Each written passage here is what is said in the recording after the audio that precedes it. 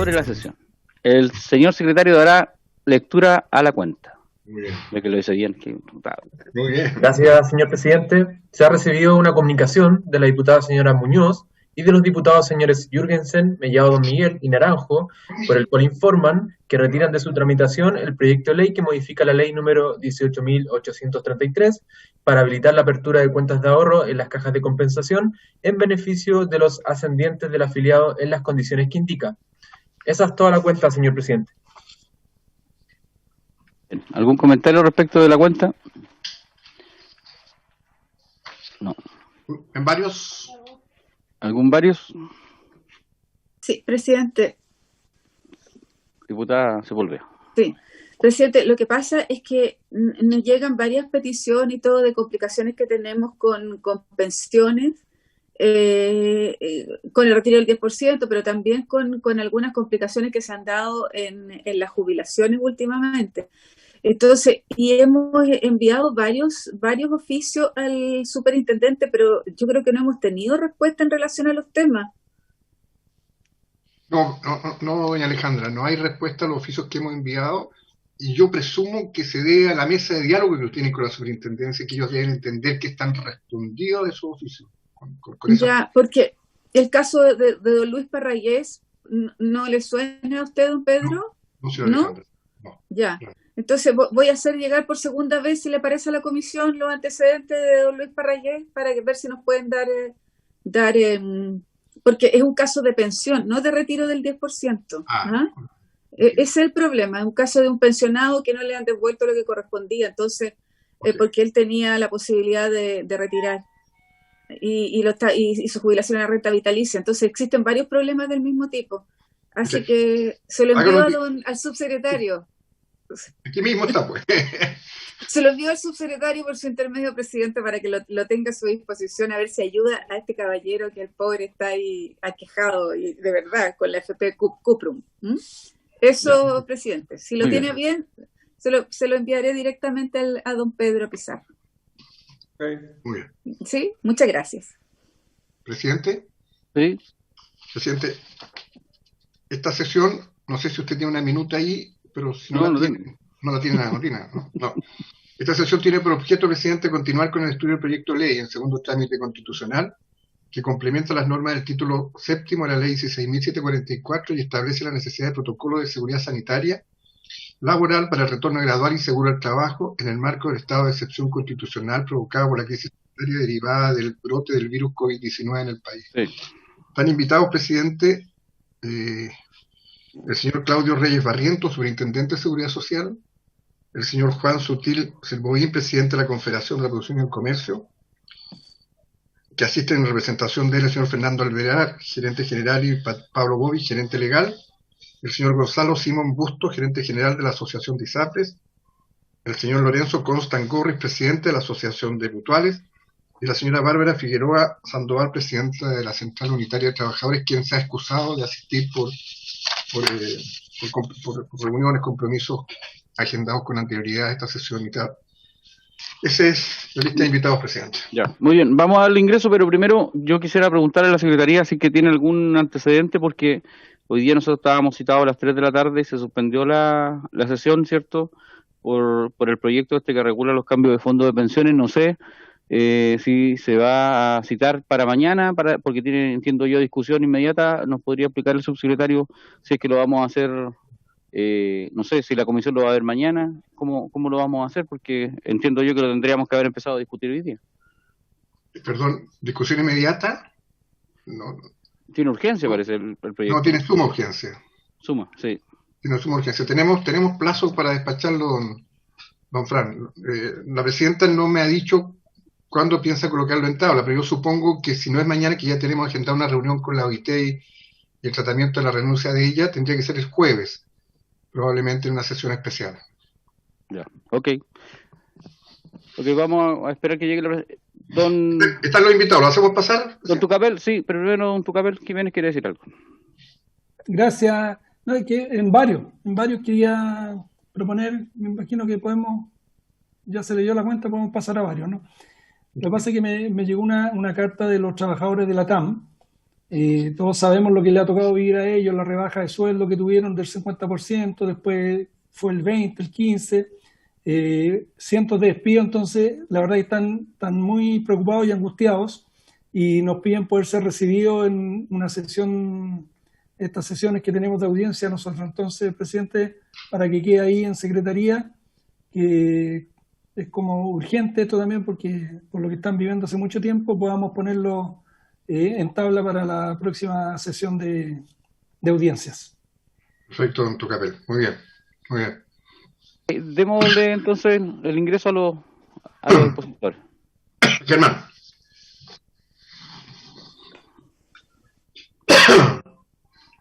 Está tosiendo mucho, don Pedro. Cuídese. Sí. No, lo que pasa es que tengo un problema aquí en la tráquea que me impide sacar incluso líquido. Nos ponemos nerviosos con la tos inmediatamente, así. Sí, inmediatamente. Me ha pasado cuando he tosido en otras partes. Perdón, la señora Paulina Cuadra, ¿viene en representación de? Estoy en representación, disculpe que lo estoy escuchando, acá, de la Asociación Gremial de Mutualidades. Ok. Junto doña con Patricia Soto. Jaramillo. Aquí estoy en representación de la Superintendencia de Seguridad Social. De don Lorenzo Consta, el presidente. Y de Asociación de ISAPRE, ¿quién concurre? Disculpe, me acompaña a mí la Intendente de Seguridad y Salud en el Trabajo, Pamela Gana. Muy bien. ¿Y de ISAPRE quién viene, perdón? Hola, muy buenas tardes. Mi nombre es Gonzalo Simón, soy presidente de la Asociación de ISAPRE. Okay. Y hay un iPad de Tito, ¿quién es? Me parece. Está sin micrófono. Ahí sí. Ahí sí. Mi nombre es Héctor Jaramillo, soy médico de la Mutual de Seguridad y vengo también como parte de la Asociación Gremial de Mutualidad. Presidente, usted tiene la palabra. Ok, vamos a escuchar las exposiciones de cada uno de los... Me gustaría sí que partiera... están ahí, que no, aquí yo estoy en la sala, no los veo bien, porque no los veo bien, pero que partiera la superintendencia para hacer exposición del proyecto y luego eso podemos comentarlo. Perfecto. Doña Patricia Soto. O don Pedro. ¿Quién va a hablar?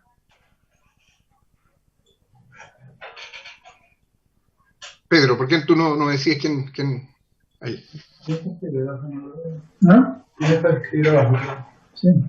Pasa que ya puso la sesión anterior, entonces entiendo que para los invitados la exposición es ahora secretario presidente. Sí, el proyecto efectivamente se presentó en la sesión anterior, don Pedro, y hoy día lo que debiera hacer es que la Superintendencia de Seguridad Social diera su parecer sobre el... Sí. Ahí está la superintendente, doña Patricia. Sí, que parte la superintendente. Que parte la superintendente. ¿Quién? Presidente, por su intermedio, nosotros como Superintendencia de Seguridad Social estamos muy de acuerdo con este proyecto de ley y tenemos una PPT que queremos presentar en esta oportunidad, donde damos a conocer todo lo que como Superintendencia de Seguridad Social hemos estado haciendo durante este tiempo para poner en marcha en un tiempo más este proyecto de ley que ya se encuentra en segundo trámite constitucional. La intendenta Pamela Gana nos va a presentar ahora una PPT y la va a proceder a explicar. Perfecto. Puede compartir pantalla ya ella. Sí, tiene habilitado para compartir. Ok, vamos, voy a compartir pantalla.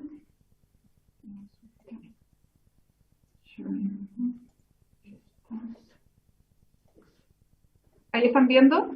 Estamos viendo, sí. Perfecto. A ver si puedo pasarla acá. Ahí sí, ahí se pasó a presentación.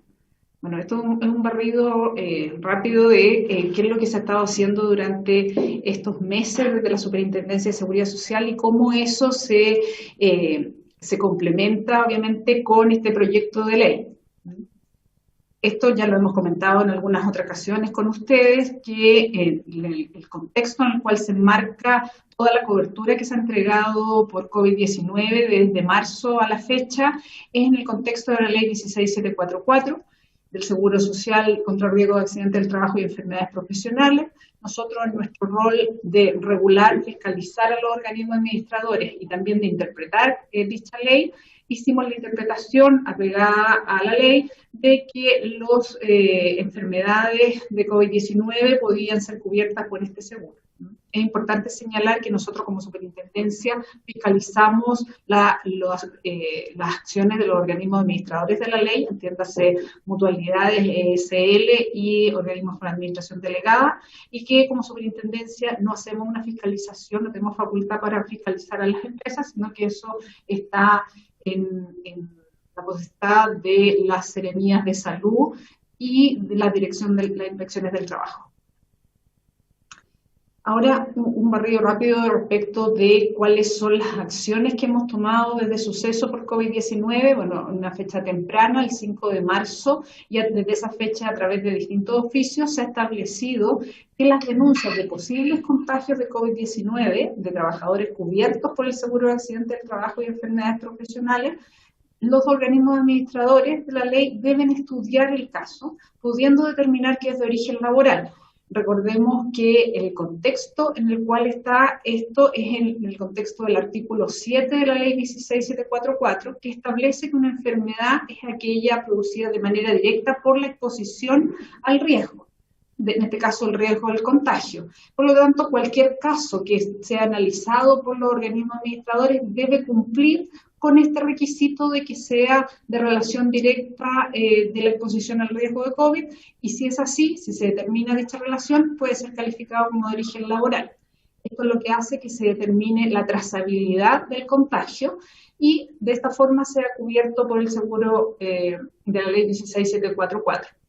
Lo que se estableció desde esa fecha y hasta ahora se ha mantenido que en ningún caso los organismos administradores deben descartar el posible origen laboral, sino que deben hacer el estudio. Y esto es importante resaltarlo porque cuando empieza toda esta situación, una interpretación más apegada a lo que había sido los últimos años en enfermedades relativamente similares, como fue por ejemplo el H1N1 en el 2009, hubiese sido que inmediatamente los casos de COVID-19 fueran rechazados como de origen, que no fueran de origen laboral.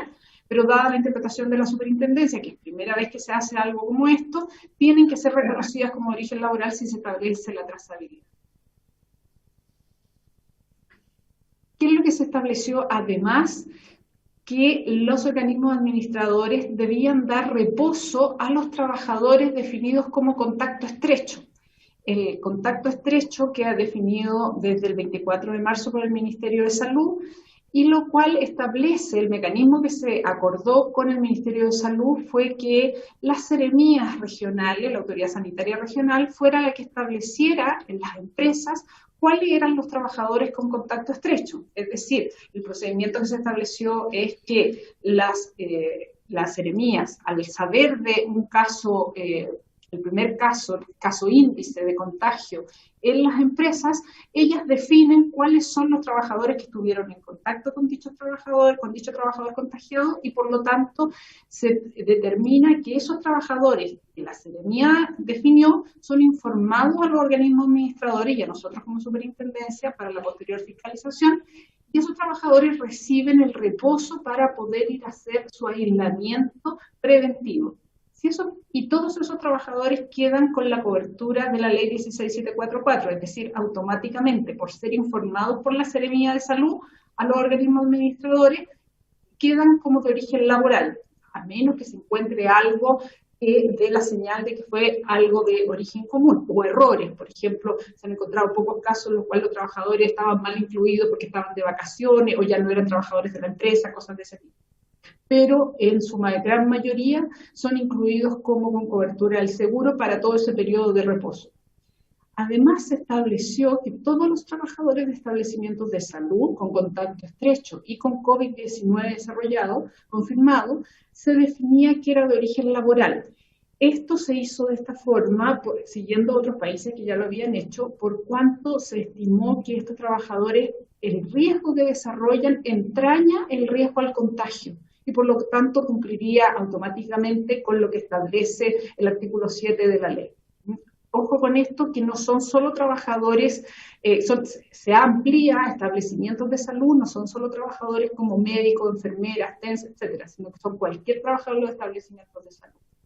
Y, como les explicaba en el recuadro en Salmón, este flujo que se determinó, lo más importante que hemos estado fiscalizando desde el inicio de este proceso, ya desde marzo-abril a la fecha, haciendo un seguimiento muy de cerca, que una de nuestras mayores preocupaciones era que los trabajadores que estaban en dichos listados se les pagara el subsidio por incapacidad laboral, porque ustedes además han sabido que muchas veces uno de los reclamos más importantes en cuanto a prestaciones económicas de la ley 16744 es esta suerte de que les dicen es laboral, no es común, y los mandan de un lado para otro. Eso dijimos, esto en esta ocasión no puede pasar en ningún caso, porque estos trabajadores se tienen que ir a aislamiento a sus casas y por lo tanto hemos focalizado nuestra fiscalización desde el inicio en uno de esos aspectos.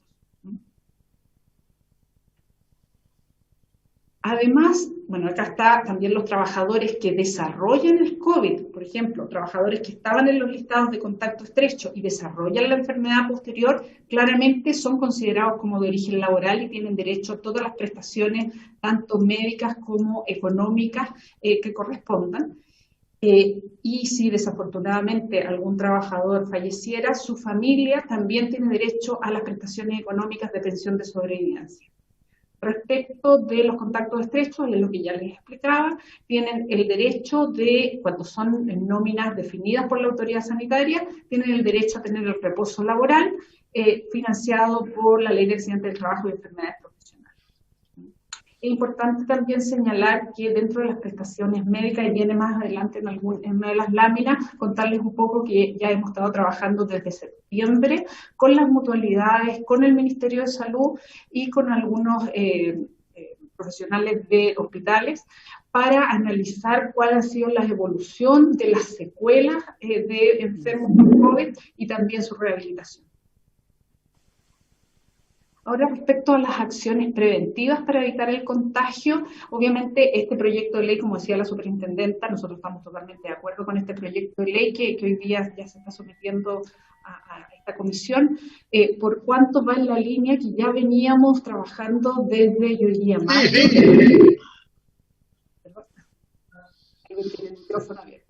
Desde mayo más o menos que veníamos trabajando en el establecimiento de protocolos. De hecho, está disponible en el sitio web Paso a Paso, un protocolo modelo que fue desarrollado por la SOCESO y que está disponible a cualquier entidad empleadora, empresa, para que lo pueda adaptar. Como ustedes saben, el Código del Trabajo, en su artículo 184, establece que el empleador es el responsable de las acciones para mantener un lugar sano y seguro, y en el contexto de COVID-19 esto no es para nada distinto. Obviamente, que es lo que además se requiere, y así lo hemos manifestado nosotros a través de nuestro oficio a los organismos administradores, es que las mutualidades y el ISL entreguen la asesoría técnica respectiva para el desarrollo de, por ejemplo, protocolos de trabajo seguro tendientes a eliminar o a reducir las posibilidades de contagio. De igual forma, que estos protocolos ayuden a la identificación de grupos de mayor riesgo, las instancias de riesgo de contagio en las cuales se desarrollan, diseñar medidas, tanto identificarlas como diseñar medidas para controlar el contagio, monitorearlas y así poder realizar una mejora continua. Además, establecer esto en una instancia de desarrollo participativo, el diálogo social al interior de la empresa, creemos que es importante, y este proyecto de ley así lo captura.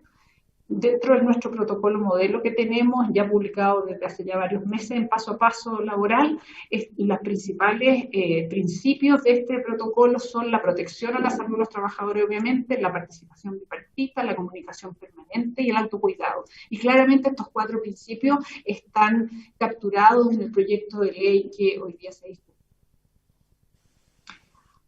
También mencionarles que en estos meses se trabajó de manera conjunta entre el Ministerio de Salud y el Ministerio del Trabajo, la Subsecretaría de Previsión Social, la Dirección del Trabajo y la SUCESO, para elaborar un formulario único de fiscalización que está siendo divulgado y fiscalizado tanto por las Seremías de Salud como por las inspecciones del trabajo, y divulgado por los organismos administradores a instancias de nuestros oficios que le hemos mandatado a hacer esta divulgación y prescripción de medidas en base a estas 30 medidas que están acá plasmadas. Como les decía, en la página web Paso a Paso Laboral se puede encontrar este protocolo modelo de acciones de gestión preventiva. Esto es algo que trabajamos en conjunto la SUCESO con la Subsecretaría de Previsión Social y que publicamos es un documento Word que publicamos para que las empresas puedan descargarlo y hacer lo propio, poniendo obviamente los requerimientos o las realidades que ellas tengan en cada una de las empresas. Este es el trabajo inicial para que el proyecto de ley que se discute ahora, que va a establecer este protocolo de manera obligatoria, tenga este protocolo como el protocolo modelo a seguir por las empresas. Respecto a las acciones que la superintendencia ya está realizando a raíz del proyecto de ley en discusión, es que a la fecha ya se ha indicado a los organismos administradores difundir y prescribir el cumplimiento del formulario único de fiscalización que les mostré hace un momento, así como también la elaboración de protocolos. Ya se está trabajando a raíz del proyecto de ley en una circular que debe salir de parte nuestra, que va a tener componentes de difusión, de mandatar a los organismos administradores de hacer difusión de estos protocolos, de establecer este protocolo modelo a seguir por las empresas, y también del proceso de reclamación que se pueden tener las partes de las empresas, tanto en los organismos administradores y de nosotros en la superintendencia como última instancia administrativa.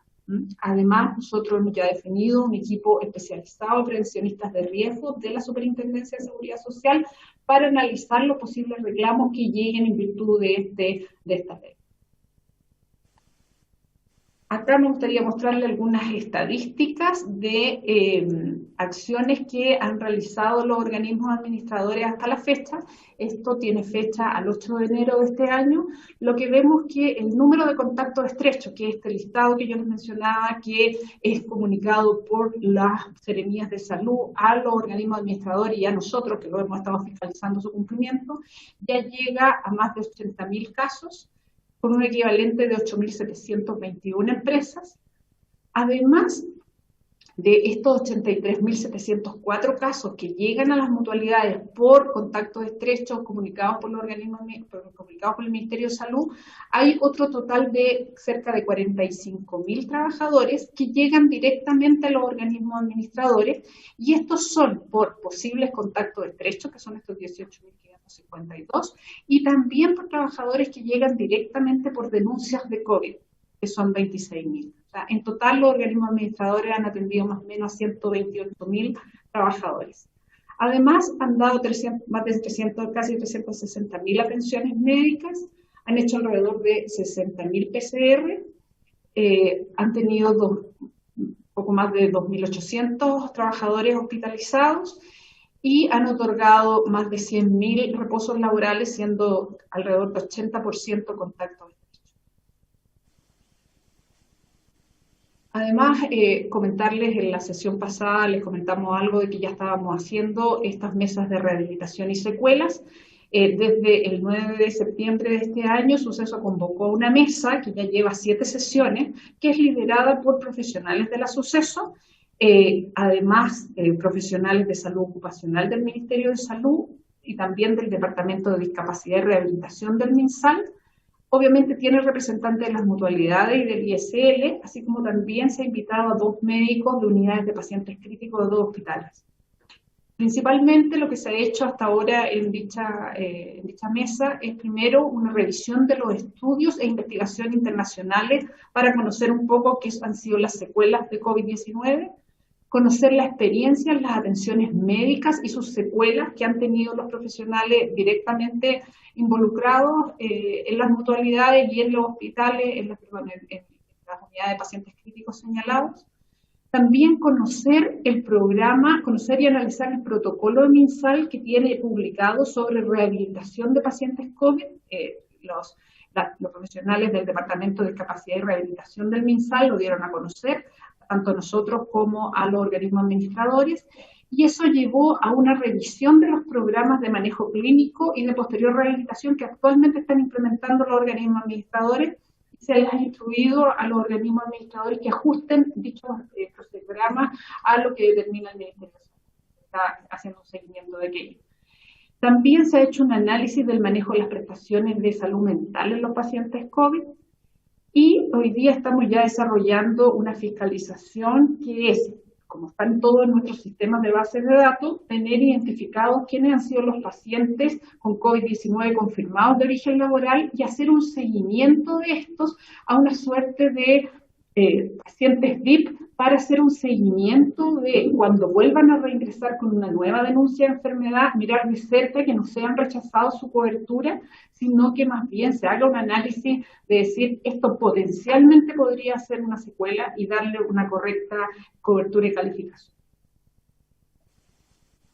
Muchas gracias. Muy bien, muchas gracias. No sé si primero hacemos una ronda de preguntas o luego de todas las exposiciones. ¿Cómo lo sugieren? Hagamos preguntas mejor, ¿o no? Sí. Podemos hacer preguntas a la superintendencia, si le parece, presidente, y después sí, mejor, porque si no se nos van... conjunto. Sí, exactamente. Ya, señora Alejandra Sepúlveda, ¿tiene pregunta? Sí, sí tengo, presidente. Okay. Muchas gracias. Agradecer a la superintendencia, ¿no es cierto?, como siempre, sus datos. Lo que me gustaría saber, y a lo mejor pasó muy rápido y no lo alcancé a tomar, es lo que tiene que ver con, si pudiéramos hacer una comparación entre los tipos de licencias médicas, ¿no? Las licencias médicas que son, el total de licencias médicas, ¿cuántas licencias médicas han sido calificadas como laborales? Para saber cuál es el porcentaje del total, si me pudieran saber qué es lo que ocurre. Porque el día de ayer, precisamente domingo, estuve en Lolol, y por casualidad uno de los candidatos concejales, candidatos que viene a concejales, le dio COVID y en el trabajo, le dio COVID en el trabajo, y yo chequeé qué es lo que pasaba y fue una licencia normal, no fue una licencia tipo 6, ¿no es cierto?, laboral. Entonces, cada vez me estoy topando más con licencias que no corresponden y que deberían ser laborales, fundamentalmente pensando en las consecuencias posteriores. Entonces, quiero saber cuántas licencias totales y cuántas han sido laborales. Lo segundo es el apoyo a la asistencia técnica de las mutuales. ¿Cuál ha sido el nivel de supervisión que ustedes han hecho? Porque me preocupa si se han revisado o no los protocolos, porque lo que hemos podido ver desde el punto de vista de la elaboración de los protocolos es que no son lo suficientemente, no sé si decir riguroso, pero que sean contingentes a la ocupación que corresponde. Porque lamentablemente la autoridad sanitaria va, revisa y corresponde al protocolo, pero al final ese protocolo parece que es demasiado general, ¿no es cierto?, y no cubre las complicaciones que pueda tener un trabajador e igualmente son contagiados. Coloco, por ejemplo, lo que nos ocurrió en la empresa Ripley en San Fernando. Cumplían con todos los protocolos, sin embargo tuvimos 18 o al parecer algo así de contagio y de contactos estrechos. Me preocupa qué es lo que está pasando con el teletrabajo. ¿Qué consecuencias estamos teniendo? Si están revisando o no de parte de las mutuales y ustedes como superintendencia, qué es lo que está pasando con el teletrabajo y la salud mental, si se han hecho revisión de puestos de trabajo, qué es lo que está pasando ahí, que hay un silencio que me preocupa, que después podamos tener consecuencias. y cómo va el proceso de reclamación, que yo he recibido hartas denuncias de reclamaciones que lamentablemente no se ha tenido respuesta por lo menos de las reclamaciones que han hecho los usuarios que yo conozco. Eso, presidente, perdón. Ok, ¿alguien más tiene consulta? No los veo aquí, don Pedro, porque la pantalla no está abierta, entonces no veo a todos los señores diputados. ¿Alguien está levantando la mano, no? No, presidente. Ya, ok, una sola consulta yo a la superintendente. Respecto de la trazabilidad de los casos, me gustaría que nos explicara un poquito más cómo se va a hacer el procedimiento, porque en la práctica es muy complejo, por lo menos uno así lo ve desde lejos, para poder comprobar efectivamente que se trata de una enfermedad propia de las actividades laborales. Y segundo, respecto de las consecuencias del coronavirus, a mí me ha tocado conocer personalmente gente que estuvo enferma y que hoy día ha recaído con otras enfermedades distintas derivadas. Entonces, ¿cómo vamos a enfrentar eso? Porque es bien evidente que el coronavirus ha afectado a gente dependiendo de la salud anterior, ¿cierto? En muchos casos que tenía la persona, una persona relativamente sana, luego de eso ha podido seguir su vida relativamente normal, rehabilitándose, pero una persona que tenía algunas enfermedades anteriores tienen una recaída muy fuerte y se le han derivado enfermedades anexas. Entonces, ¿cómo se van a enfrentar esas enfermedades derivadas de esta enfermedad, superintendente? Gracias. Sí. Presidente. Sí, señora Sepúlveda.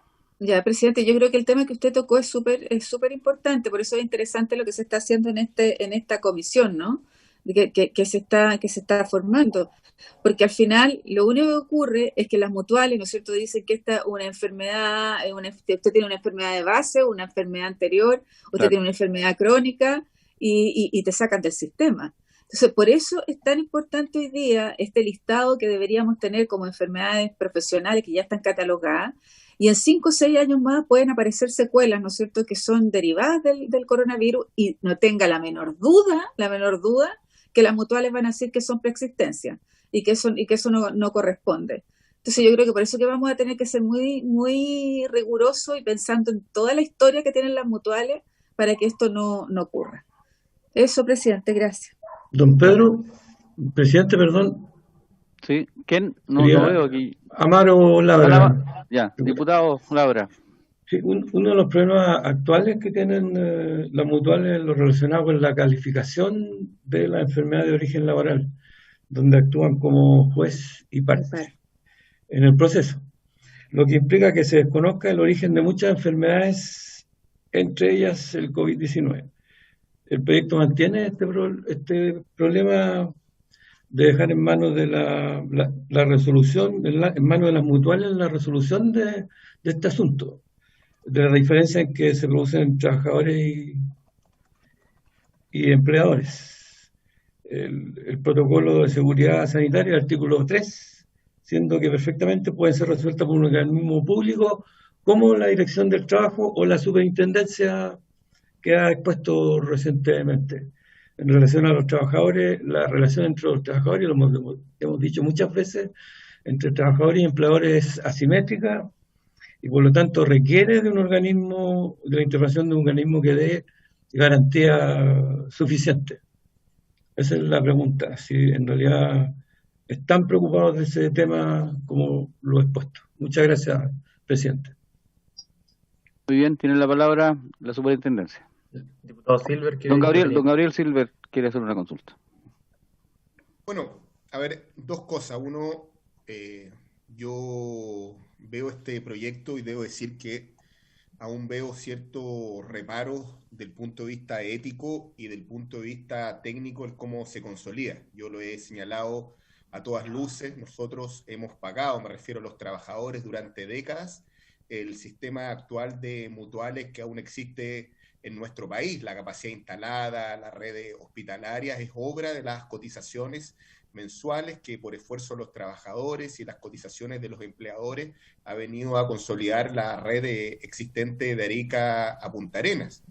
Y en consecuencia, cuando más lo necesitaron obviamente los trabajadores, sale esta circular, que a nuestro juicio es lo menos ético que hay, que de alguna manera exoneró derechamente del cumplimiento de la cobertura hospitalaria respecto a las personas que por motivos de trabajo tenían que enfrentar situaciones de hacinamiento en su trayecto, en las zonas urbanas, en el Metro de Santiago, en el transporte público, en buses, luego en el trabajo. Recordemos que la primera línea, no solamente en época de pandemia, fueron los trabajadores de la salud, fueron los recolectores de basura, fueron los trabajadores de las farmacias, fueron los que trabajaron en supermercados, asistiendo a la cadena de abastecimiento de nuestro país.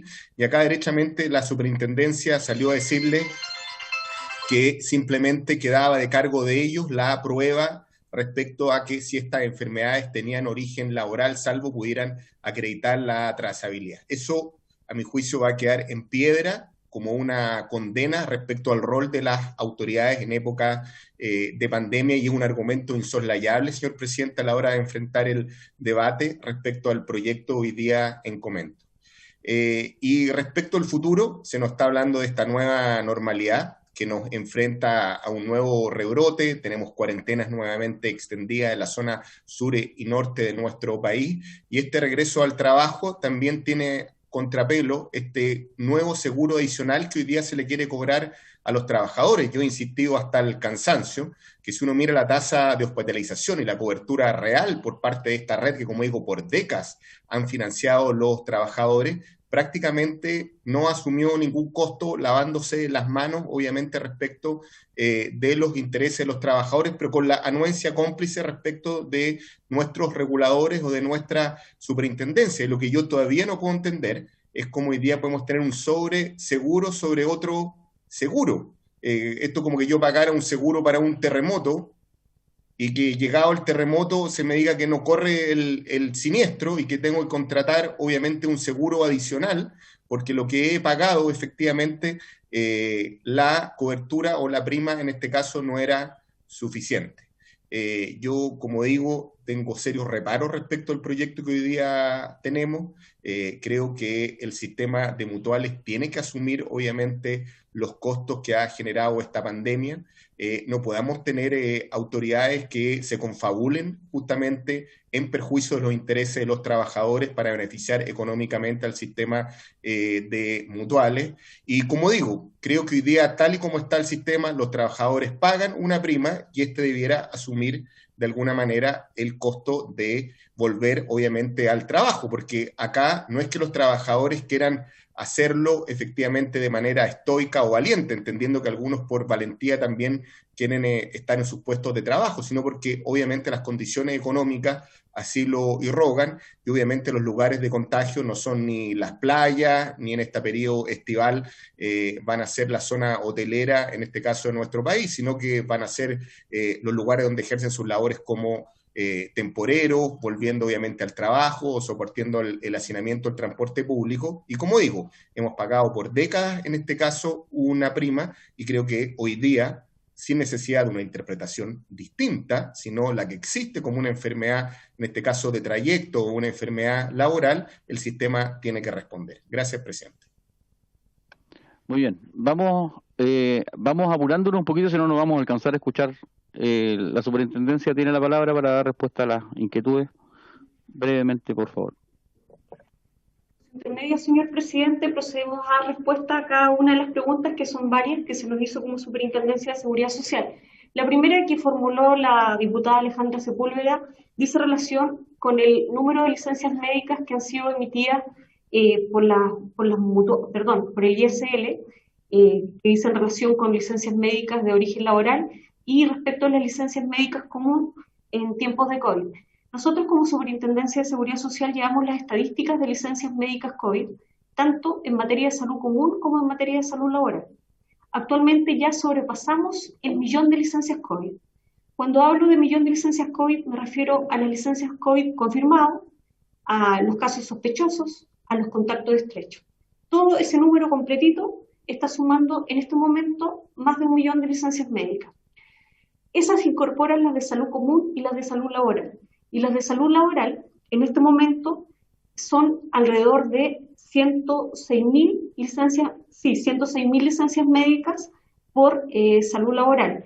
Al respecto, hay que precisar que el ISL, el Instituto de Seguridad Laboral, es el que emite licencias médicas. En cambio, las mutuales, me refiero a la Asociación Chilena de Seguridad, la Mutual de Seguridad de la Cámara Chilena de la Construcción y el ICP, lo que emiten son órdenes de reposo. Ya no son licencias médicas, pero eso no significa que no estén dando la cobertura. Igual la están dando. Ya eso respecto a los números de licencias médicas hoy en día, cómo se están presentando. Perdón, señora Patricia, si me permite, presidente, yo no le pido a lo mejor en este minuto la cifra, pero no me sirve 1 millón y tanto. ¿Ah? Yo quiero saber... 1.106.000. Claro, yo quiero tener precisiones de cuánto es, ¿ah? Porque quiero saber de esas licencias cuántos son tipo 6, cuántos son laborales, cuántos son reposos.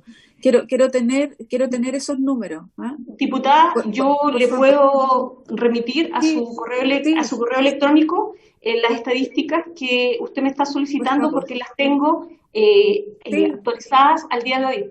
Ni un problema, envíemela, si no le pido ahora la exactitud. Pero si me la puede enviar a mi WhatsApp, se lo agradecería. Y ahí está detallado en materia de salud común y también en salud laboral, también cuántas son de FONASA y cuántas pertenecen a ISAPRE. Está el detalle completo. Y se lo puedo mandar actualizado hoy día, así que al término de la sesión yo se lo mando porque tenemos un correo electrónico. ¿Ya? Sí, al WhatsApp. ¿Al WhatsApp? Muchas gracias. De nada. Y ahora Pamela va a proceder a dar respuesta a la segunda pregunta, que es sobre asistencia técnica. Muy amable. Bueno, un detalle respecto a licencias médicas. Recordemos que, como explicaba yo en la presentación, las licencias médicas, por una parte, están todos los casos de contacto estrecho. Los contactos estrechos que están entrando con licencia médica, de acuerdo a lo que se determinó con el Ministerio de Salud, son todos aquellos que el propio Ministerio informa, porque las seremías así lo determinaron, informan que son contactos estrechos de origen laboral. Cuando nosotros diseñamos esto con el Ministerio fue precisamente porque entendíamos la desconfianza que existe hacia los organismos administradores y no se quiso que fueran los propios organismos administradores los que definieran quién eran los contactos estrechos. Además, en un contexto de credibilidad que era importante darle apoyo a lo que era la gestión de las seremías. Y por eso se definió así, que los contactos estrechos que eran comunicados por las seremías de salud a los organismos administradores, nosotros íbamos a hacer el seguimiento de que se pagaran esos reposos de contactos estrechos y que no se objetara que era de origen laboral. Acepto que existieran algunos errores en los listados, pero que no se objetara. Y eso nosotros hoy día nos tiene muy satisfechos, que el número que yo presentaba, que eran cerca de los 83.704 casos, que fueron informados por el MinSal, tienen el pago. Ahora, hay otro grupo de trabajadores que muchas veces llegan a las mutualidades diciendo yo fui contacto estrecho. Ellos hacen alguna investigación, pero como se estableció que son las seremías de salud las que tienen la potestad de definir quién es el contacto estrecho, hay algunos trabajadores que no entran como laborales en esa vía. Ahora, los que desarrollan la enfermedad del COVID, si un trabajador ya estaba en esos listados de contacto estrecho y desarrolla el COVID, sí o sí es laboral, no puede ser distinto. Ahora, si no estaban esos listados, lo que va a tener que hacer la mutualidad es hacer el análisis de la trazabilidad. Y ahí contesto un poco de cómo se hace, una de las preguntas que era cómo se hace la trazabilidad. Lo que se hace ahí es que se siguen las directrices del Ministerio de Salud haciendo las preguntas relevantes al respecto, que en el fondo es que si yo estuve en algún contacto en el trabajo, en este caso, con algún enfermo sintomático en cierto periodo, en una ventana de tiempo, etc. Así que ese procedimiento.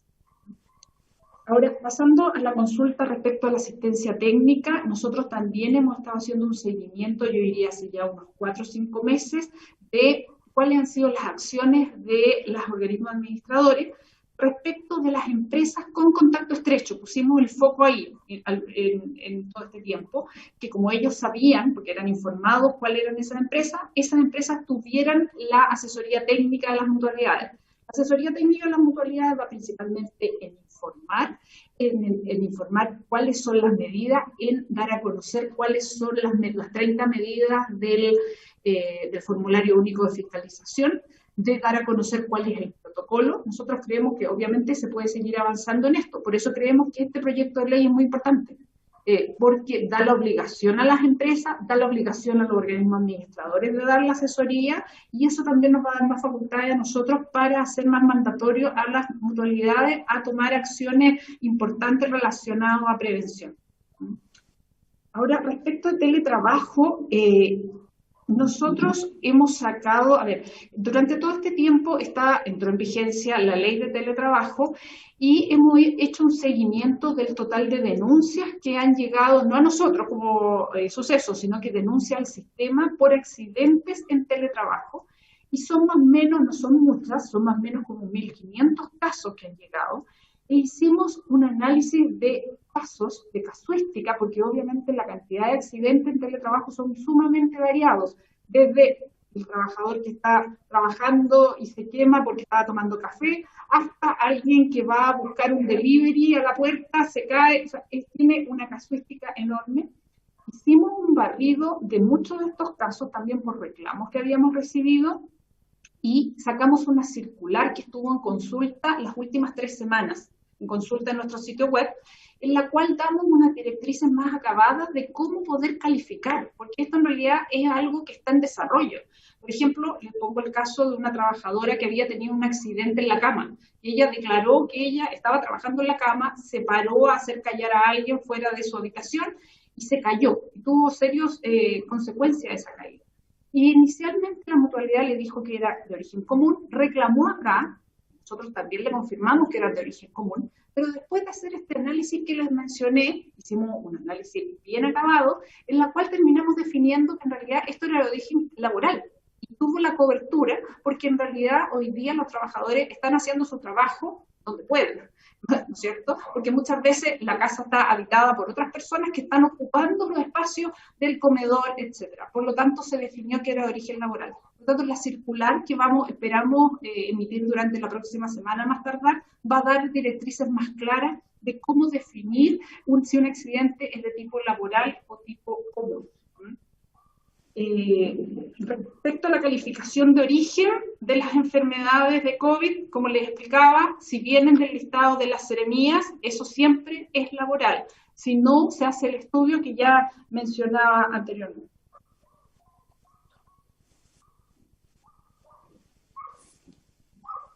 Otra pregunta fue respecto al procedimiento de reclamación.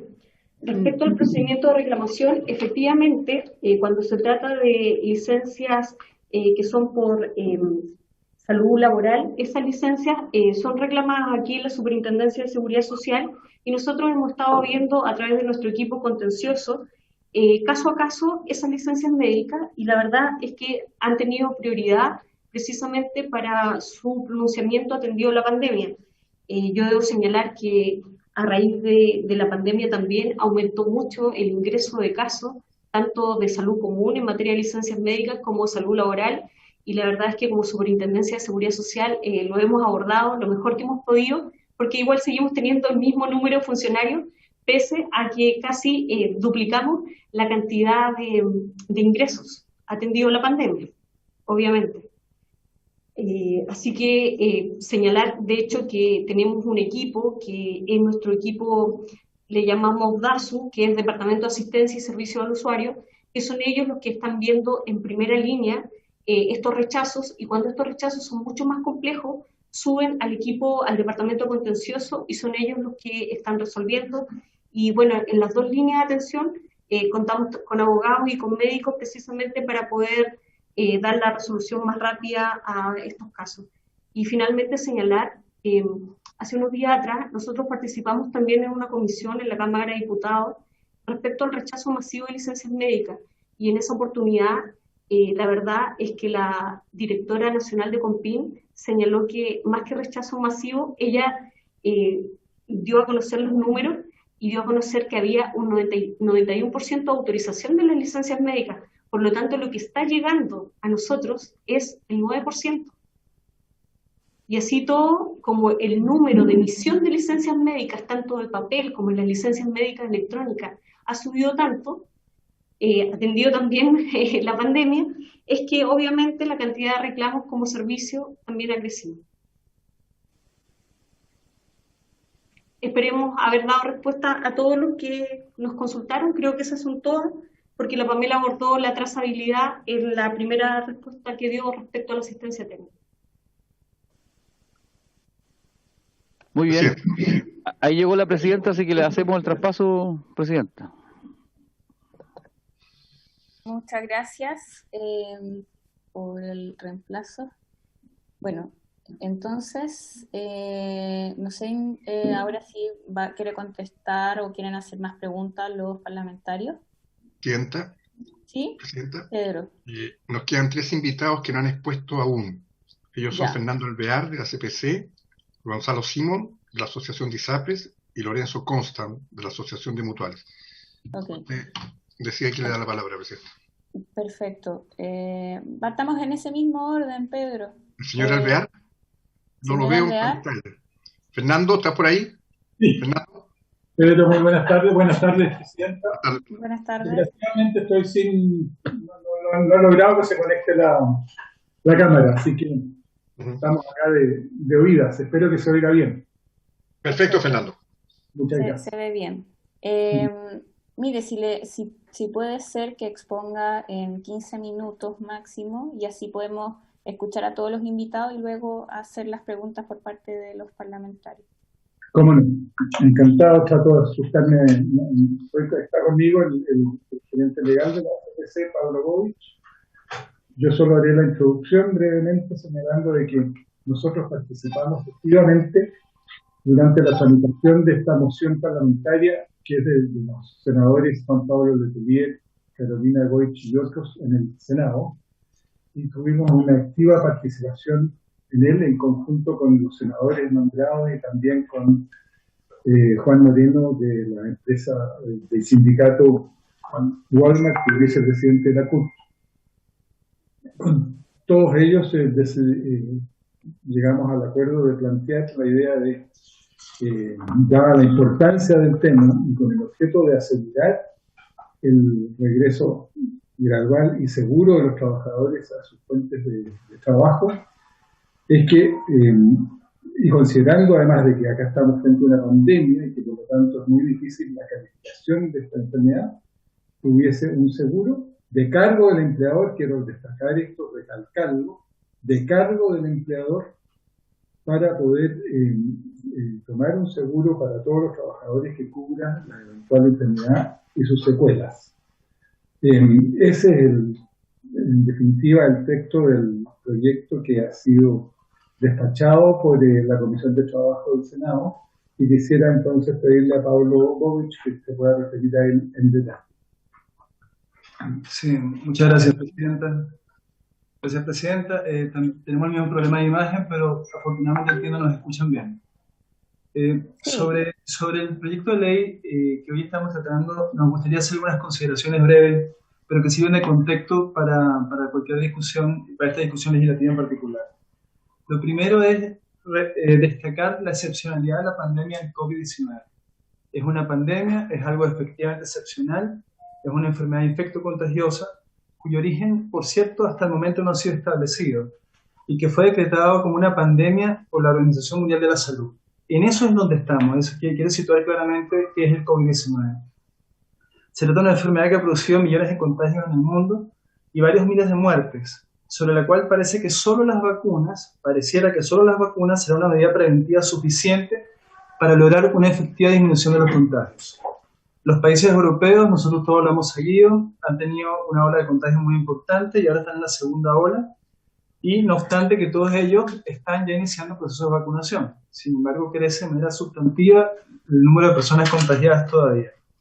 De allí, obviamente, la importancia que va a tener para Chile, para nuestro país, claramente avanzar de manera expedita, ordenada y masiva en todo lo que tiene que ver con el proceso de inoculación de las distintas vacunas contra el COVID que hayan obtenido las autorizaciones sanitarias respectivas.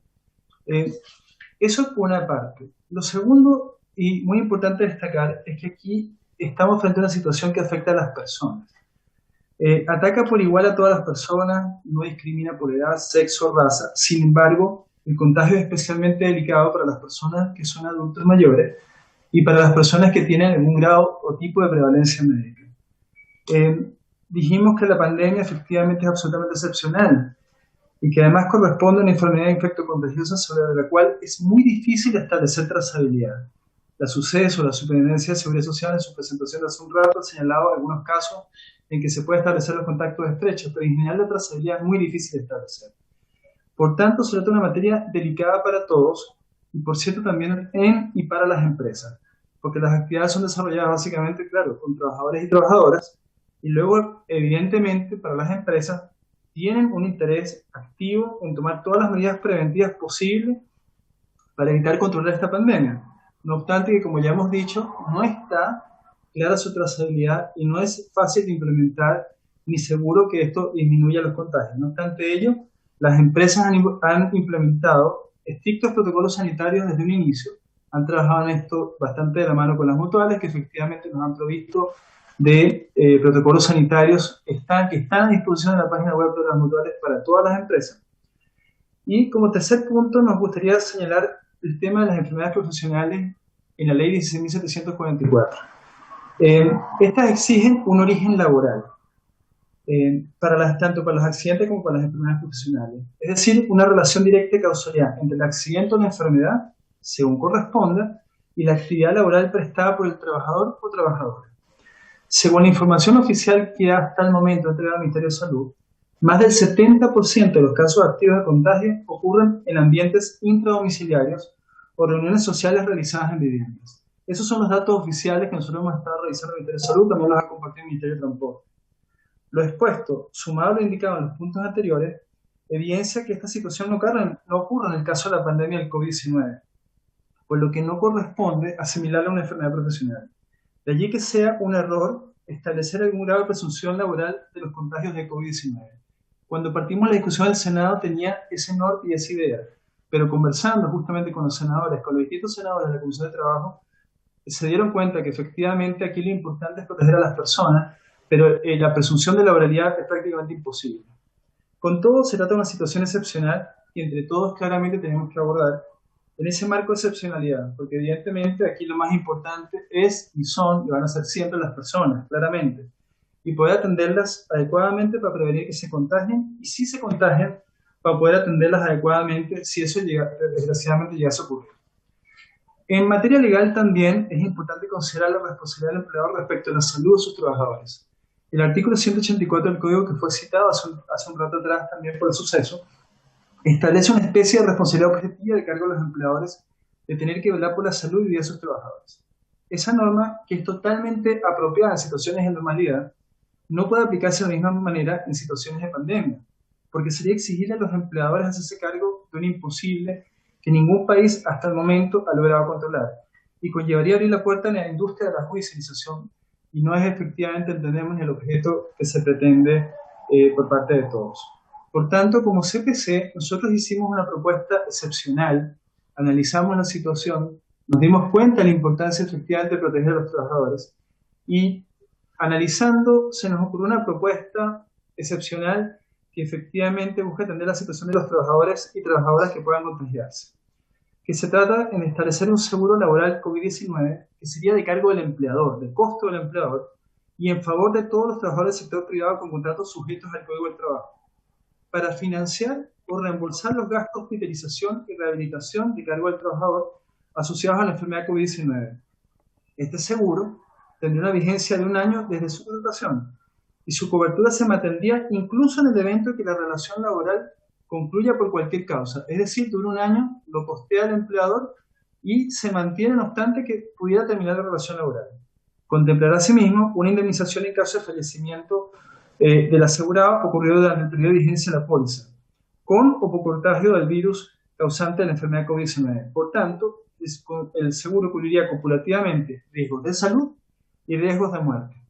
La idea de nosotros, por tanto, como sector empleador, esto lo trabajamos también con la CONAPYME, que sería bueno que también fuera invitada para exponer su posición, es que todos preferimos efectivamente hacernos cargo de la situación de los trabajadores, que ellos no tengan que incurrir ningún costo y costear este seguro que dé tranquilidad para que un trabajador que sufra algún contagio efectivamente reciba la atención adecuada y oportuna que requiere. Nuestro objetivo, al proponer como sector empresarial un seguro laboral de cargo de los empleadores, que permita abordar la situación excepcional sanitaria que representa el COVID-19, insisto, excepcional, es que ningún trabajador deba cargar con costos asociados a la pandemia, que no sean de cargo del trabajador. Y al efecto, el proyecto de ley se hace cargo de que no existan ni periodos de carencia ni obligaciones de copago para el trabajador, ninguna de ambas. Es decir, tengan absoluta cobertura. Sin embargo, vemos con preocupación cómo este año se va incrementando de manera importante la tasa de contagios por COVID-19. Hablaba recién uno de los honorables diputados sobre cómo ha aumentado, digamos, el contagio. Lo que nos hace temer que podamos estar cerca de la segunda ola de contagios que ya afecta a Europa y a varios otros países. Al efecto, consideramos indispensable que se apruebe a la brevedad esta iniciativa legal para dar protección a los trabajadores y sus familias, mientras como país seguimos avanzando en el proceso de vacunación. Por último, Presidenta, estamos en conocimiento que existe otra iniciativa legal originada en esta Cámara y que está en primer trámite legislativo que declara como presunción de enfermedad de origen laboral el diagnóstico de COVID-19 respecto a trabajadores que se desempeñan esencialmente durante la pandemia. Sus contenidos se parecen mucho a los de las dos mociones refundidas del proyecto de ley que está realizando el segundo trámite de esta comisión, por lo que esperamos que los argumentos por nosotros expuestos contribuyan con la pronta aprobación de la presente iniciativa legal. Necesitamos estar seguros de que contaremos con una oferta amplia de primas de seguro para todas las empresas y a la brevedad, de modo que el techo que este proyecto contempla no sea ninguna barrera en este sentido. Y recalcamos, Presidenta, porque me pareció oír una afirmación errada, este proyecto de ley no tiene cargo alguno para los trabajadores. Su costo es de cargo de los empleadores. Muchas gracias. Muchas gracias. Entonces pasamos ahora a Gonzalo Simón de la Asociación de ISAPRE. Presidenta, aquí no va a haber comentarios o preguntas. Al final, para que puedan exponer todos, porque son varios expositores. Ya, ok, porque La me idea quedan es que muchas preguntas de la exposición actual o por qué el sistema tendría que cambiar si ya los trabajadores pagan por un seguro con cargo al empleador y contratar otro. Muchas gracias, Presidenta. Perfecto. Gonzalo. Muy buenas tardes. Buenas tardes. Sí, también puede hacerlo en un espacio de tiempo entre 10-15 minutos, por favor. Perfecto. Tenemos una presentación que queríamos mostrar. Vamos a tratar de mantenernos el tiempo. Muchas gracias por la invitación y la posibilidad de comentar respecto del tema de COVID en general y del tema particular de los proyectos que ustedes tienen en análisis. ¿Ya está bien?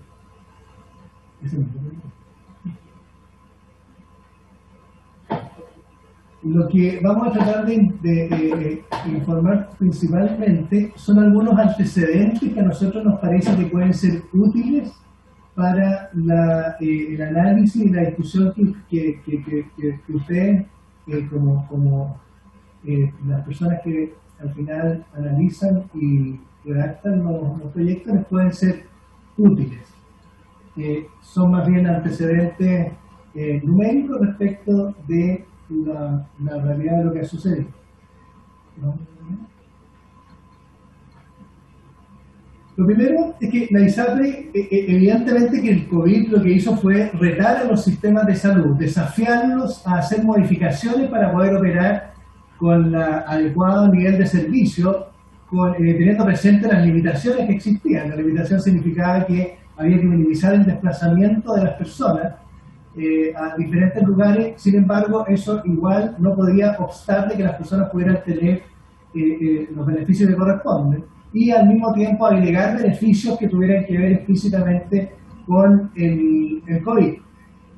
Las ISAPRE lo que hicieron fue primero hacer cambios administrativos y operacionales, en el sentido de que se modernizaron las páginas, se actualizaron las páginas, de tal manera de que las personas pudieran requerir y obtener los beneficios de cobertura, los beneficios de información directamente por medio de las páginas de las propias ISAPRE, para que así tanto los bonos, los reembolsos, las derivaciones, etcétera, fueran hechas a través de los medios digitales y las personas no estuvieran con eso, no tuvieran la obligación de concurrir a los locales, lo que quiere decir evidentemente exponerse a contagio. Desde el punto de vista de los beneficios, lo que se hizo fue, aparte de los beneficios normales que las personas tienen en su plan y en su cobertura y en cualquier adicional que puedan tener, es incorporar y intensificar algunas atenciones que eran útiles en este momento. En la cobertura ambulatoria, lo que se hizo fue facilitar la atención de las consultas médicas remotas, ya sea a través de atención médica telefónica y videoconsulta. Algo que es interesante de tener presente cuando se habla de videoconsulta o de telemedicina. A principios de año, esta se contabilizaba por las decenas o los cientos de atenciones. Hoy día ya nos estamos acercando a las 200.000 atenciones acumuladas durante el año pasado. Se produjo un crecimiento gigantesco de atenciones por la vía de la telemedicina, algo que evidentemente lo que va a hacer además es cambiar la forma como las personas van a demandar atención de salud en el futuro. La atención médica telefónica también se produjo un salto tremendo y se estima que durante el año pasado, el año recién pasado, el 2020, se dieron algo menos de 2 millones de atenciones de consultas médicas a través de atención médica telefónica. Evidentemente que se incorporó, se agregó el examen PCR, que existía el PCR, pero no era específico del COVID hasta principios de año, se incorporó, se dio la cobertura, que se ha venido dando hasta el día de hoy, en la cual las personas hoy día en todas las ISAPRES, por lo menos de la asociación, pueden encontrar prestadores en los cuales pueden acceder al PCR con copago cero. Y al mismo tiempo se incorporaron los test rápidos, que también tienen un aporte y una utilidad para ir acelerando el proceso de diagnóstico en esta enfermedad, lo cual es muy importante, como digo, para prevenir, anticipar y minimizar los contagios. La cobertura hospitalaria, que evidentemente ha sido fuerte durante este año, se estiman alrededor de 9.000 personas en ISAPRE hospitalizadas por el COVID.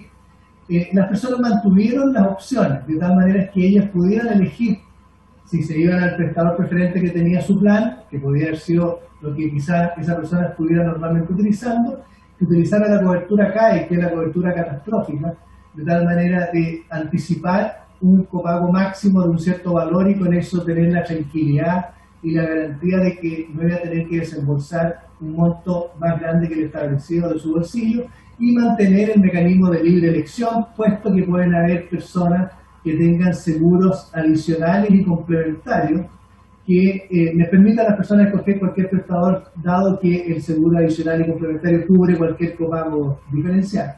Como digo, se han dado alrededor de 9.000 coberturas a atenciones hospitalarias directamente relacionadas con el COVID, y alrededor del 30% de esas atenciones se han ido por el camino de la CAE, que en el sentido de irse por la cobertura catastrófica para garantizar un copago limitado.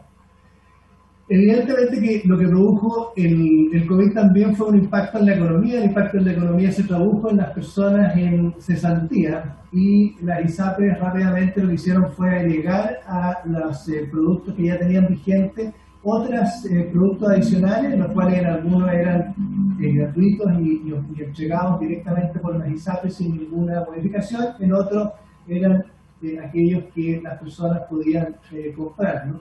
Y se aumentó también, por lo tanto, la posibilidad de las personas de, en caso de cesantía, poder mantener el plan de salud por algunos meses adicionales. Los meses que se incorporaban dependían de cada una de las instituciones.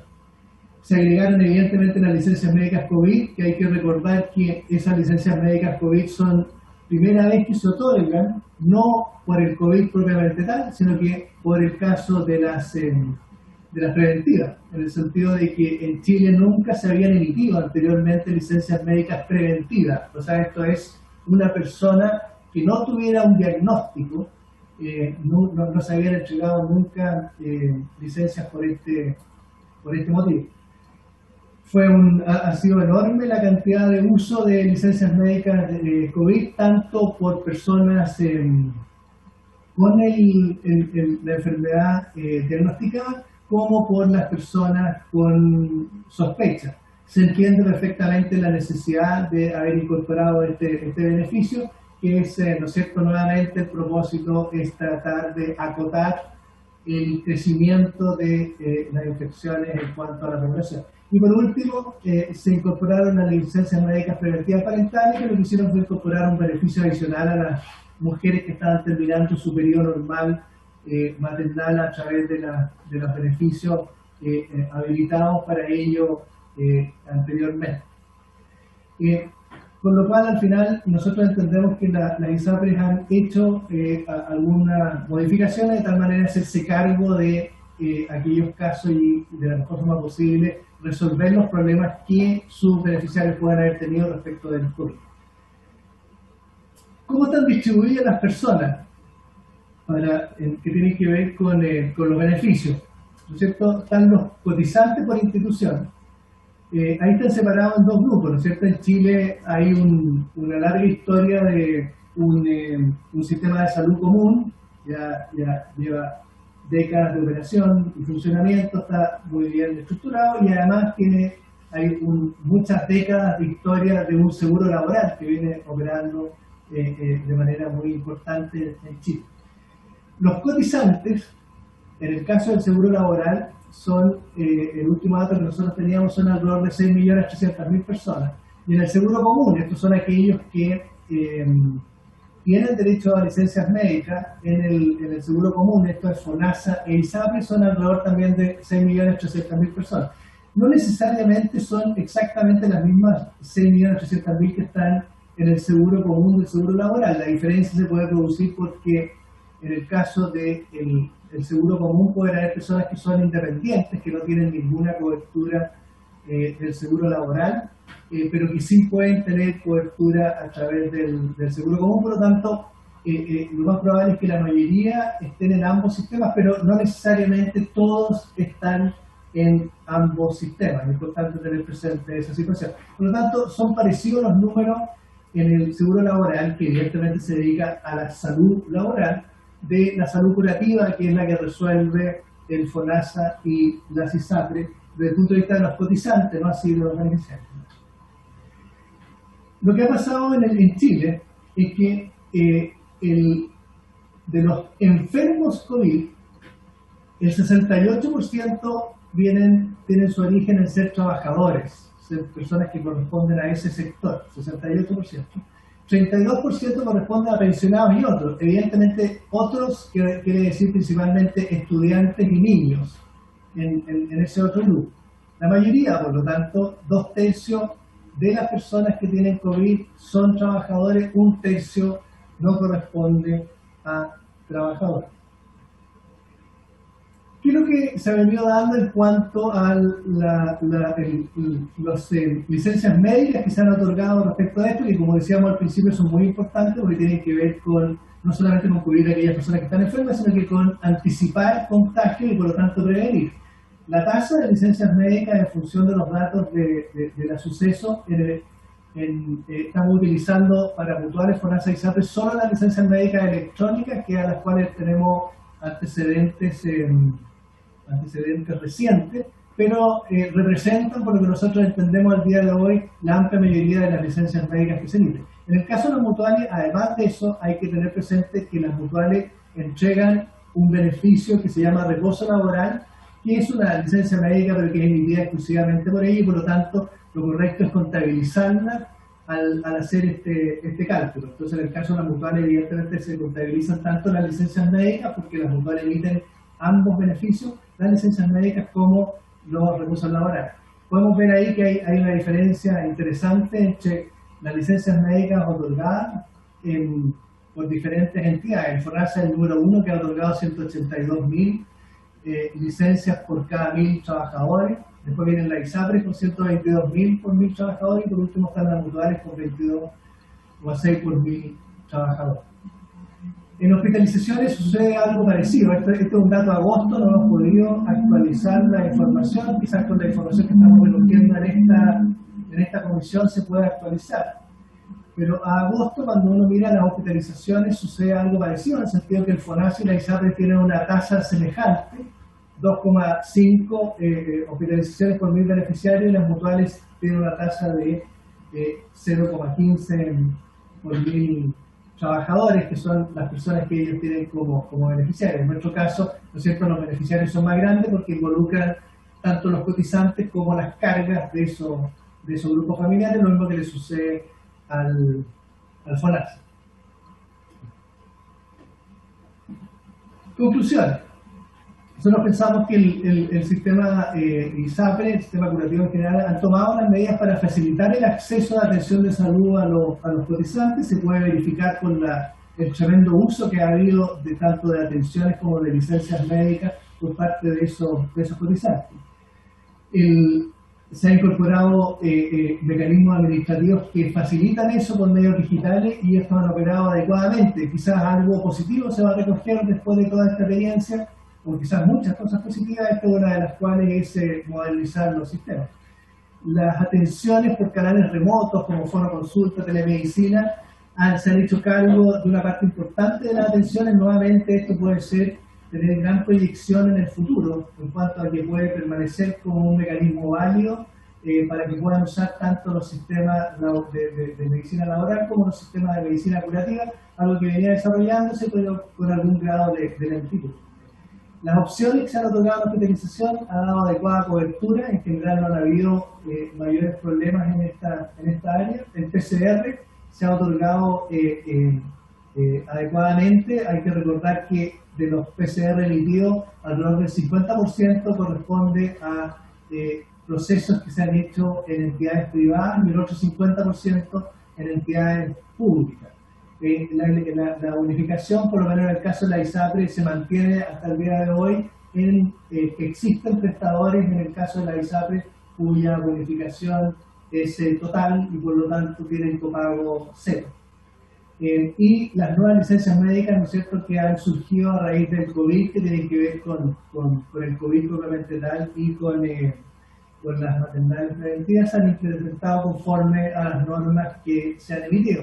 Evidentemente que cuando recién partió el COVID hubo que interpretar lo que se entendía por sospecha o por cercanía de atención, pero después de eso se aprendió y las licencias han operado sin mayores inconvenientes y problemas. Algo que hay que tener presente para el futuro es que todavía hay una gran incertidumbre. El proceso de vacunación está comenzando, pero todavía falta mucho. Llevamos algunas decenas de miles, se necesitan millones de personas vacunadas para que esto funcione. La evolución de los casos COVID, que venía a la baja, es una lástima, pero estos últimos tiempos ha subido, ha crecido. Esperemos que vuelva al periodo pre-alza. Y lo que ya se está viendo, que comenzó el último trimestre del año recién pasado, a contar de octubre, es que los prestadores empezaron a poner al día todas las atenciones atrasadas. Hay que recordar que habían cirugías atrasadas, que habían procesos de diagnóstico de enfermedades complejas, por ejemplo el cáncer, que estaban atrasados, y procedimientos médicos que son complejos que también estaban atrasados. Eso los prestadores están haciendo los esfuerzos para ponerse al día. Esto quiere decir que por ahora lo que vamos a tener es una doble circunstancia. Vamos a tener que enfrentar la pandemia, que al parecer se va a mantener por lo menos con intensidad los primeros 6 meses de este año, y simultáneamente va a haber que hacerse cargo de todas esas atenciones otorgadas que ya están volviendo a ser requeridas por las personas y que están siendo además atendidas por los prestadores. Por lo tanto, todavía falta mucho esfuerzo por realizar antes de que la pandemia esté por terminar. Esa era toda la... Ok, muchas gracias. Ya, voy a tener que pedir en principio prórroga para poder terminar de escuchar a la Asociación de Mutuales, y también me dijeron que estaba presente desde FONASA, pero no creo que alcancemos a escucharlos a ellos, por lo menos a la Asociación de Mutuales, que los tengo considerados en la invitación que se había hecho. El Lorenzo Constance, si está por ahí. Bueno, primero el acuerdo, disculpe, el acuerdo para ordenar un poco esto. El acuerdo, si podemos prorrogar en 20 minutos tendrá que ser para poder terminar bien. ¿Sí? Perfecto. Entonces le damos la palabra a Lorenzo Constanz. Gracias, Presidenta. Quisiera verificar si me escuchan perfectamente. Escuchamos bien. Gracias. Bueno, quisiera en primer lugar agradecer la invitación. Nosotros vamos a tratar de ser rigurosos. Nos acompaña Paulina Escuadra, que es de una de las mutuales, lo mismo que el doctor Jaramillo. La idea es una presentación en una comparación entre el sistema común y el sistema que cubre la ley de accidentes de trabajo, la ley 16744, que tiene más de 55 años, que ha permitido que las tasas de accidentalidad bajen prácticamente desde el inicio de la ley de un 30% a un 3%, lo que ha significado un beneficio directo no solamente para las empresas, sino que particularmente para los trabajadores. Son tres áreas en las cuales nosotros nos desarrollamos. Uno es la prevención, otro es la atención y el otro es el pago de beneficios. Son tres procesos que se mantuvieron durante esta pandemia que, por supuesto, nos ha provocado un desafío permanente y que yo creo, como se ha escuchado en los expositores anteriores, efectivamente es un desafío que no se va a detener probablemente en un periodo corto de este año. ¿Nosotros qué hemos hecho? Nosotros no solamente hemos atendido al comienzo cuando habían fases. Hay que recordar que al inicio, en el mes de marzo, había fases para ser atendidos. Nosotros entendíamos al comienzo que la fase 4, cuando no había trazabilidad, fue lo que fuimos cumpliendo de acuerdo a instrucciones del Ministerio de Salud. Nosotros hemos cumplido rigurosamente las instrucciones del Ministerio de la Salud. Y si no es así, como lo explicó la intendenta y la señora superintendenta, nosotros tenemos una autoridad que nos supervigila, que nos controla y que nos visita por lo menos una vez al año a nuestros directorios para mostrarnos los errores y corregirlos. Por lo tanto, hay una relación directa, no solamente de dependencia, sino que de relación continua. Pero no solamente hemos hecho eso.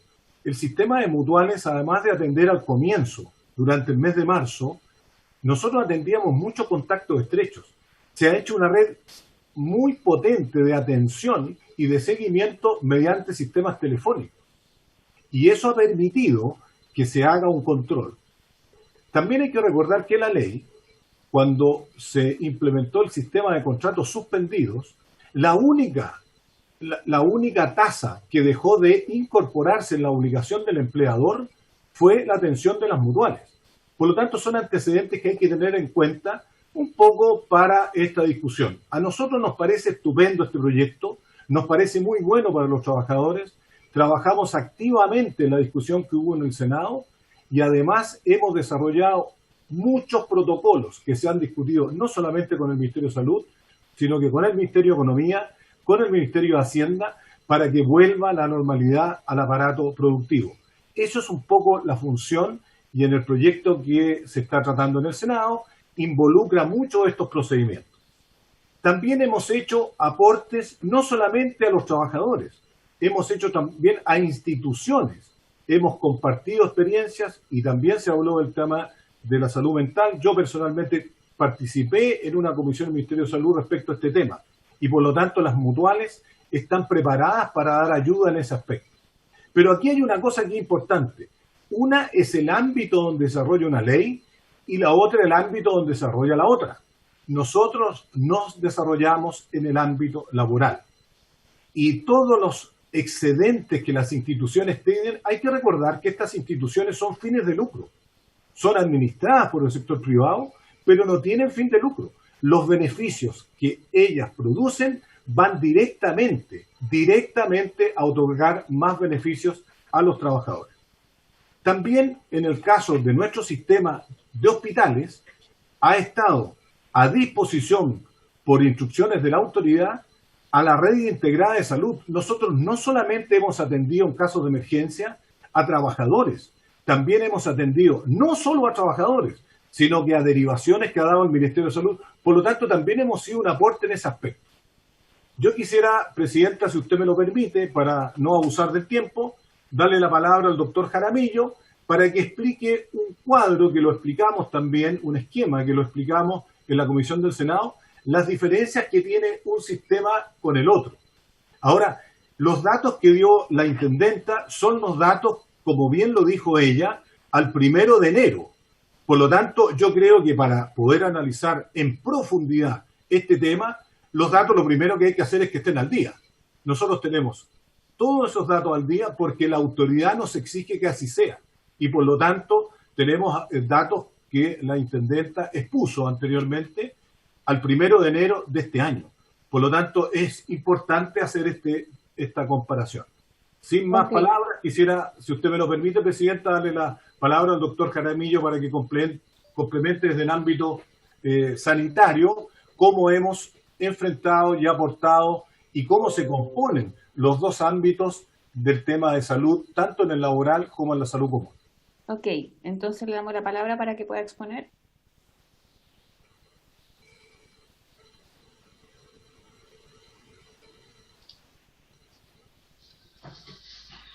¿Aló, me escucha? Sí, perfecto. ¿Ahí se ve la pantalla? Perfecto. Sí, se ve perfecto. Sí, miren, muchas gracias, Presidente, por su intermedio, comentarles a todos. Nuestro sistema de salud tiene dos grandes componentes, el sistema de salud común y el sistema de salud laboral. Ambos sistemas son complementarios, pero son excluyentes. Esto fue definido desde el nacimiento del sistema. Y esto surgió cuando se creó el Seguro de Salud Laboral. Y son así, básicamente, por una razón bien estructural, que es como en el Seguro de Salud Laboral se le pide al empleador que se haga cargo de los riesgos, este empleador es además quien financia este seguro. Desde ahí, el Seguro de Salud Laboral lo que cubre son los accidentes del trayecto y enfermedades profesionales, de trabajo y trayecto y enfermedades profesionales, pero establecidas aquellas como las causadas directamente por el trabajo, ¿ya? Quienes administran este seguro en nuestro país son el ISL, las empresas con administración delegada y las mutualidades. Las prestaciones médicas son sin copago, ¿ya? Y los subsidios son sin carencia. Los prestadores también, en este caso, nosotros somos, con las mutualidades tenemos servicios de prestación de salud y por lo tanto atendemos directamente a los trabajadores, pero también existen convenios con el sistema público y privado. En cambio, el sistema de salud común, la cobertura que tiene es para accidentes y enfermedades no laborales, ¿ya? Y lo administra FONASA y las ISAPRE. Las prestaciones médicas varían en caso de FONASA según el nivel y en caso de la ISAPRE según el plan. Y el subsidio de salud laboral tiene una carencia estructural de 3 días, ¿ya? Y la red de prestadores en el servicio tanto público como privado está constituida por clínicas, hospitales, etc., ¿ya? Este sistema, como le mencionaba, en el caso del sistema de salud laboral es pagado por el empleador con aproximadamente el 1,5% de la remuneración imponible, ¿ya? Básicamente porque el riesgo está determinado por el proceso productivo y por lo tanto se entiende que en Chile y en otros países, y esto es la recomendación que hace la OIT, este seguro lo pague el empleador y es lo que ha hecho nuestro país desde hace más de 50 años. En cambio, el sistema de salud común, como las contingencias que están cubiertas son problemas que no están vinculados con el trabajo, el que paga el seguro es el trabajador, ¿ya? Y básicamente con un esquema del 7% de la remuneración imponible más un esquema de aportes fiscales y otros, ¿ya? Y el foco que tiene son los riesgos que son no laborales. Sin embargo, además, este sistema tiene un mecanismo que establece que en el caso de atenderse un paciente, un trabajador en alguno de los sistemas, ambos sistemas tienen que calificar. Por eso es que cuando nosotros nos dicen que somos juez y parte, esto ocurre tanto en el sistema de salud común como en el sistema de salud laboral.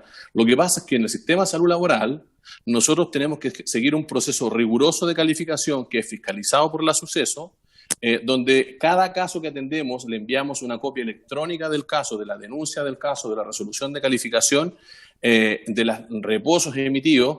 Y además de eso, se generan expedientes electrónicos que son fiscalizados por ellos mismos para ver que el protocolo de calificación se cumpla según las instrucciones que ha hecho el propio fiscalizador de cuáles son los protocolos que tenemos que seguir, tanto para los casos más tradicionales de enfermedades laborales, la silicosis, la asbestosis, etcétera, como para los que hoy día son los más complejos, salud mental, musculoesquelético, y entre esos, como se ha mencionado, la cobertura que nuestro país definió darle al COVID. Y en eso, al igual que otros países, muchos países han definido que el COVID en el personal de salud es laboral, que es lo que hizo nuestro país, y en el resto de las situaciones no es laboral como se ha planteado. Básicamente, tal como se señaló, porque más del 75% de los casos, el contagio no ocurre en el ambiente de trabajo, ¿ya? Así como tampoco ocurre en el trayecto al trabajo.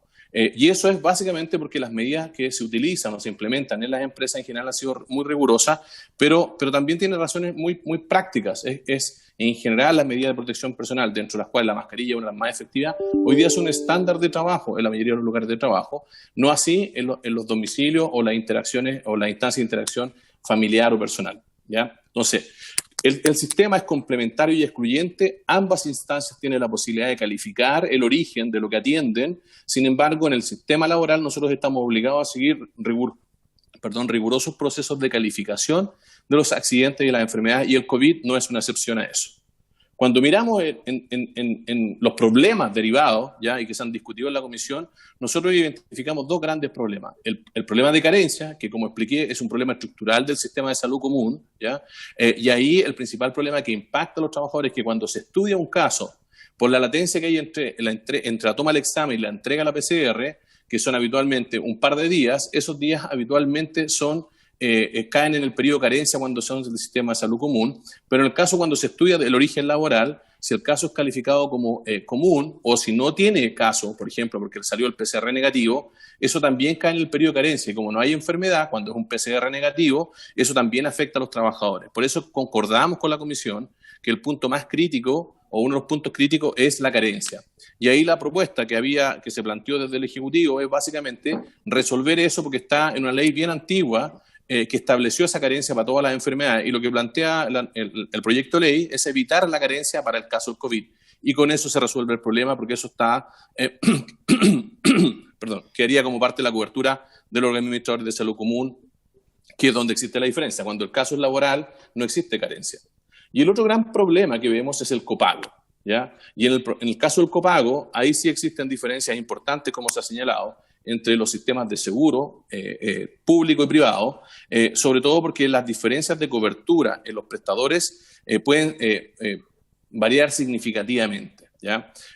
Por lo tanto, uno de los problemas identificados, y es por eso también que la solución que se concordó en la comisión que se discutió este proyecto, fue generar un mecanismo, en este caso también de cargo del empleador, para que se haga cargo de las diferencias de cobertura cuando el caso es calificado como común, que es la mayoría de los casos. Como mencioné, según el Ministerio de Salud, el 75% de los casos son de origen común. Ocurre en el contexto no laboral, ¿ya? Y en el caso de los casos laborales, ¿ya? Lo que nosotros hacemos es, tal como señalé y como ilustré en la figura anterior, es hacer un proceso de calificación donde analizamos los antecedentes, y entre eso, el antecedente que hoy día tenemos disponible es la trazabilidad, y tenemos que entrevistar a las personas según nos ha instruido la suceso, para poder establecer si hubo o no trazabilidad que vincule que el origen del caso es del trabajo y no fue un caso que se contagió en su casa y se manifestó en el trabajo. Cuando es así, el origen del caso no es laboral, y por lo tanto nosotros en esos casos no podemos establecer que es laboral. También recordar que... Pero, ¿sí? disculpa, solo ahí, pero es importante sí determinar y decir que en el caso que esa persona fue a trabajar y es la Seremi, ¿cierto? Como el contagio fue en su caso no es laboral, pero si estuvo en contacto con otros trabajadores, esa persona, y la Seremi determina que es contacto estrecho de los que están a su alrededor, nos informa a nosotros que son laborales, y por tanto de esas personas nosotros tenemos que darle aislamiento, ¿ya? Es decir, si llega un trabajador contagiado al lugar de trabajo y la Seremi determina que son contactos estrechos, nosotros estamos obligados, tal como explicaba también la superintendencia, ¿cierto?, obligados a hacer este aislamiento preventivo para el caso de los trabajadores, ¿ya? Y si ese trabajador después resulta que genera el COVID en un periodo de tiempo, ¿cierto?, que durante el cual se supone que podría estar expuesto, pasa automáticamente a ser un caso de COVID laboral. Eso está determinado. Sí, gracias, Paulina. Para que aclarar eso nomás. Sí, efectivamente, eso es lo que sucede en el caso de los contactos estrechos, que como se señaló, nos es instruido por el fiscalizador cuáles son los casos que son contactos estrechos. Lo que hemos implementado son servicios para apoyar a las empresas en la correcta identificación de contactos estrechos. Entendemos que el quehacer de la empresa, esto ha sido un aprendizaje, y por lo tanto hemos trabajado con eso. Sin embargo, también creemos que hay una oportunidad importante de mejorar el proceso, porque hoy día se demora mucho en llegarnos la información de los contactos estrechos, donde nosotros básicamente pagamos los días de subsidio. Pero lo importante del establecimiento de los contactos estrechos es la posibilidad de romper la cadena de contagio. Con todo, de cada 10 personas que son asignadas como contacto estrecho en la serie acumulada que tenemos, solamente uno de los casos en general hacen PCR positivo en algún momento después durante su aislamiento. Por lo tanto, la medida también tiene dificultades y eficiencias que es necesario revisar. En general, Presidenta, eso es lo que hemos presentado. Tenemos algunos números de cuánto era el impacto, pero el impacto más importante son los 2 puntos, la carencia y el copago. Y es por esa razón, y explicado cómo funciona el sistema con esta complementariedad, aclarado quién paga cada uno de los seguros y cómo están los mecanismos formales de calificación y sobre todo el artículo 77 bis que regula cómo se establece la relación entre los sistemas para que el trabajador no se vea afectado. Lo que nosotros hicimos fue aportar información para poder entender este proceso y generar una iniciativa que es la que está hoy día discutiéndose, que creemos que resuelve los problemas que, como mencionaba recién, son básicamente la carencia y los copagos. El resto del sistema funciona en base a este andamiaje. Este andamiaje tiene en la calificación procedimientos y procesos claros de calificación, pero también de reclamación, que se pueden hacer tanto a los propios administradores como también a la Superintendencia de Seguridad Social. Y como mencioné, ambos sistemas, el sistema de salud común como el sistema de salud laboral, pueden calificar. La única diferencia es que para nosotros es mandatoria la calificación en cada uno de los casos como proceso estructurado que es fiscalizado y auditado regularmente por la suceso.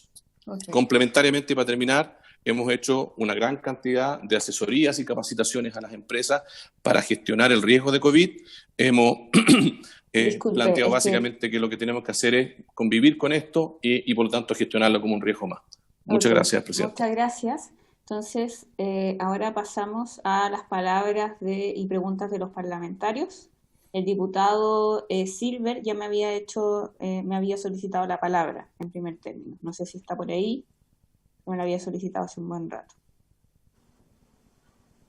Ya estamos sin quórum.